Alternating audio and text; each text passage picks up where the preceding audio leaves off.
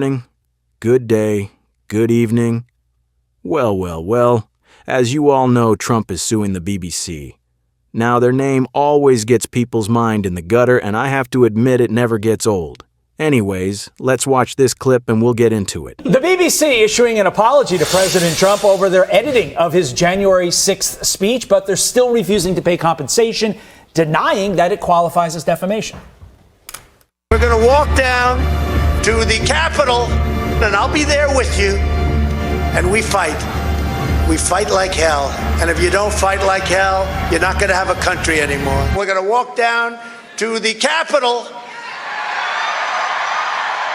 and we're going to cheer on our brave senators and congressmen and women, and we're probably not going to be cheering so much for some of them,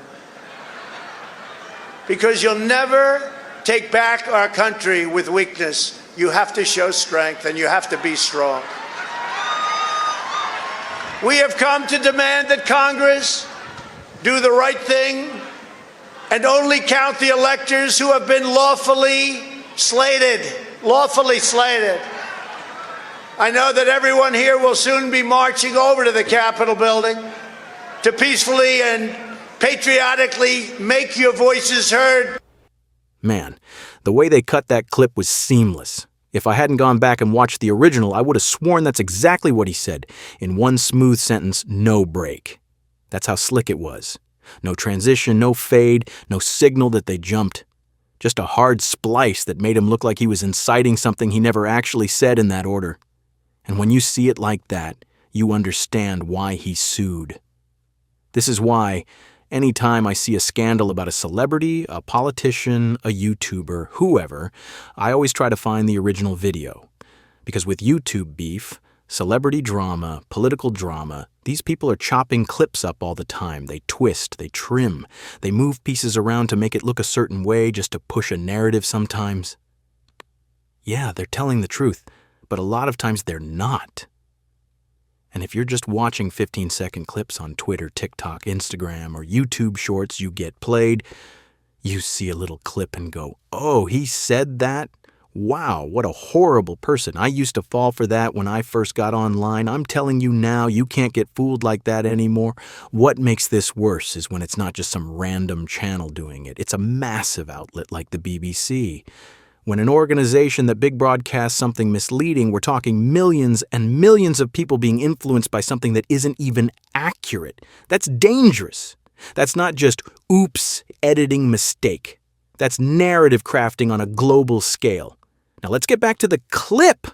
Well, the BBC writing that they are, quote, sorry for the edit of the president's speech on 6 January 2021, which featured in the program. The BBC has no plans to rebroadcast the documentary Trump: A Second Chance on any BBC platforms. While the BBC sincerely regrets the manner in which the video clip was edited, we strongly disagree. There is a basis for a defamation claim. Fox News contributor Joe Concha joins us now. Hi, Joe. Okay, so today is deadline day because the president gave the BBC until 5 p.m. today to apologize and offer some form of monetary compensation for editing those two clips together that were in reality 50 minutes apart. The BBC has apologized, but they're saying they're not paying up. So now the president is saying this could be even more costly, to the tune of $1 billion if he does choose to sue. What do you think about this situation and what happens next? Well, Carly, this was a pseudo half-baked apology because they still say that they did what they did and it didn't rise to the level of defamation. Well, of course it did. The BBC intentionally spliced together, to your point, as you brought up, two clips of President Trump that were made 54 minutes apart and put them together, all in an effort to make it appear he personally led a riot at the Capitol on January 6th. They left out the whole peacefully and patriotically part that he said and told his supporters not to do what obviously happened on January 6th. So two top executives at the BBC have resigned as a result of this blatant action. So this apology just ain't going to do it if they truly aren't taking responsibility for what this news organization that, by the way, has existed since basically the end of World War I did. The president should go through with his lawsuit. And the feeling here is that the BBC will eventually settle the way ABC did, the way CBS did, and other news organizations have, because accountability matters. And by the way, this isn't the first time the BBC has shown its overwhelming bias. During the Israel-Hamas war alone, the BBC had to issue, get this, 215 corrections to its reporting, nearly 2 per week since October 7, 2023. Wow. So almost in every case, the bias was against Israel, much like it was here by the United States, and in the United States by the New York Times. So this is a news organization that has some serious problems, and they're not going to be able to just say what they just said, like, yeah, we did what we did, but it really wasn't intentional, but we don't think it's defamation. Sorry.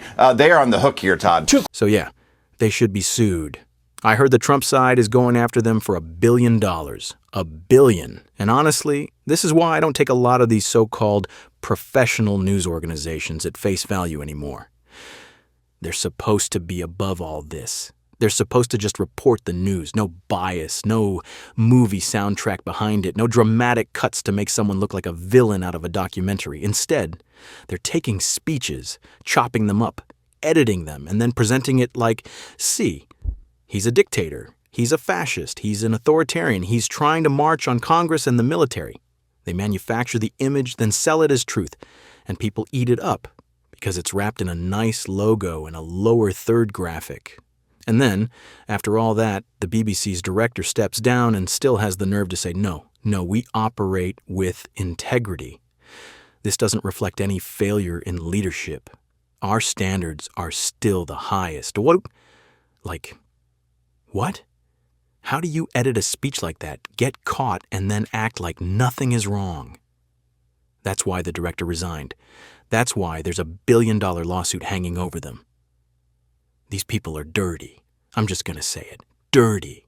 You don't get to doctor someone's words, push it to the world, and then pretend it's all just business as usual. And here's what people don't realize. This stuff isn't accidental. It's produced.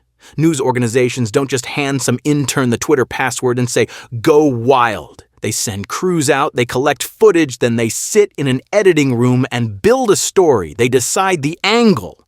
They decide the context. Then it goes up the chain.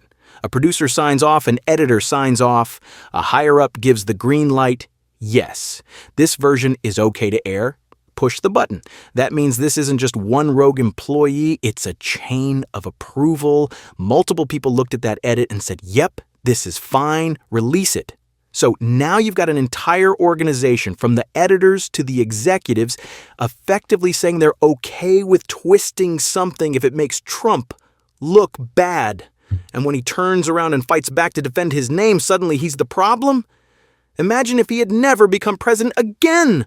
We wouldn't even be hearing about this. It would have been swept under the rug, buried, forgotten. No accountability, no lawsuit, just another edited hit piece floating around online, shaping public opinion while no one ever sees the full context. And here's the worst part. They won't even own it. A real apology would sound like, yeah, we edited it to fit a narrative. We didn't like Trump for A, B, and C reasons we were wrong. Here is the full unedited footage. We retract the edited version. We recognize the damage, and he deserves to be compensated. That's what accountability looks like. But instead, we get the fake apology style. I'm sorry if you felt misled. I apologize if you interpreted it that way. No, that's not an apology. That's basically saying, you're the problem for feeling some type of way. You can't even get away with that in your relationship. You can't smear your girl or your guy, then come back like, sorry you took it the wrong way, and expect everything to be fine. So why should a global news organization be allowed to do the same thing to millions of people and to a former president? Real apologies are action-oriented. They come with corrections, with transparency, with steps to fix it and prevent it from happening again. Not just a PR statement and some carefully worded, we regret any confusion.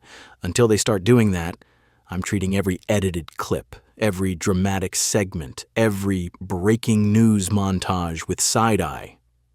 Because now we know. Half the time, we're not watching the truth. We're watching a production. Thank you all for listening. Don't forget to like, comment, and subscribe for more, and I'll see you on the next one.